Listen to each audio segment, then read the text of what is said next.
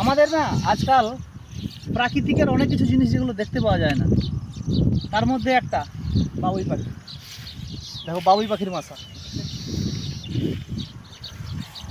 বাবুই পাখি, এই দেখো বাবুই পাখি অনেক আছে। ওই দেখো ভেতরে যেগুলো বাসা অনেক পড়ে আছে, বাসা অনেক পড়ে আছে, বাসা পড়ে আছে অনেক নিচে। দেখো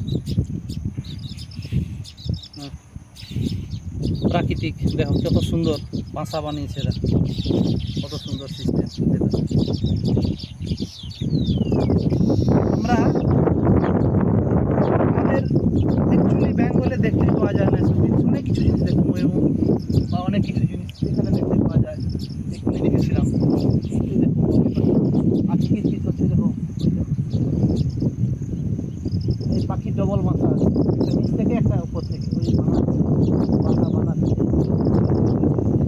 আর এমন বাসা তৈরি করছে ওরা যে সাপ বা অন্যান্য কোনো জীবজন্তু ওদের শিকার করতে পারবে না।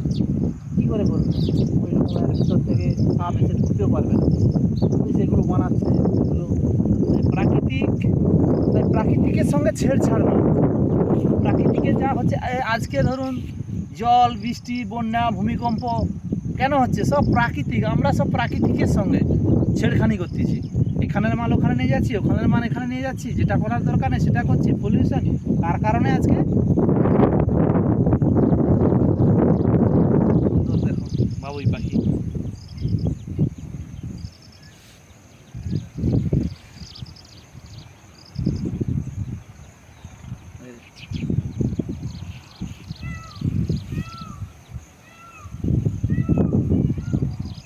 ময়ূরও ডাকছে, কিন্তু ময়ূরকে দেখা বহুত মুশকিল, একটু কাছাকাছি গেলেই পালিয়ে যায়। এইখানেই আছে। ঠিক আছে, আজ এইটুকুনি। নমস্কার।